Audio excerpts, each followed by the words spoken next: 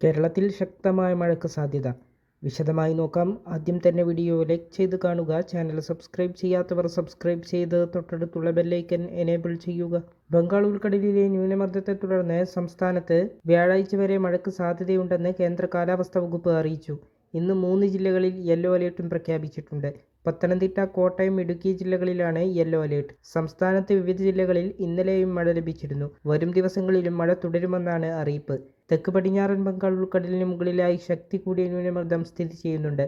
ഇത് അടുത്ത 48 മണിക്കൂറിൽ ആദ്യം പടിഞ്ഞാറ്, വടക്ക് പടിഞ്ഞാറ് ദിശയിൽ സഞ്ചരിക്കാനും തുടർന്ന് വടക്ക് കിഴക്ക് ദിശയിലേക്ക് തിരിഞ്ഞ് തെക്ക് പടിഞ്ഞാറൻ ബംഗാൾ ഉൾക്കടലിന് മുകളിലൂടെ നീങ്ങാനും സാധ്യതയുണ്ടെന്ന് കേന്ദ്ര കാലാവസ്ഥാ വകുപ്പ് മുന്നറിയിപ്പ് നൽകുന്നു. കേരളത്തിൽ ഇന്ന് മുതൽ ഫെബ്രുവരി 26 വരെയുള്ള തീയതികളിൽ നേരിയതോ ഇടത്തരമോ ആയ മഴയ്ക്കും ഇന്ന് ഒറ്റപ്പെട്ട ശക്തമായ മഴയ്ക്കും സാധ്യതയുണ്ട്. തെക്കൻ ജില്ലകളിൽ ഉച്ചയ്ക്ക് ശേഷം പലയിടങ്ങളിലും മഴ ലഭിച്ചുകൊണ്ടിരിക്കുകയാണ്. മണിക്കൂറിൽ 30 മുതൽ 40 കിലോമീറ്റർ വരെ വേഗതയിൽ ശക്തമായ കാറ്റിനും സാധ്യതയുണ്ട്. അടുത്ത 3 മണിക്കൂറിൽ കേരളത്തിലെ തിരുവനന്തപുരം, മലപ്പുറം, കോഴിക്കോട് ജില്ലകളിൽ ഒറ്റപ്പെട്ട ഇടങ്ങളിൽ ഇടിമിന്നലോടുകൂടിയ നേരിയ അല്ലെങ്കിൽ ഇടത്തരം മഴയ്ക്കും മണിക്കൂറിൽ 40 കിലോമീറ്റർ വരെ വേഗതയിൽ ശക്തമായ കാറ്റിനും സാധ്യതയുണ്ട്.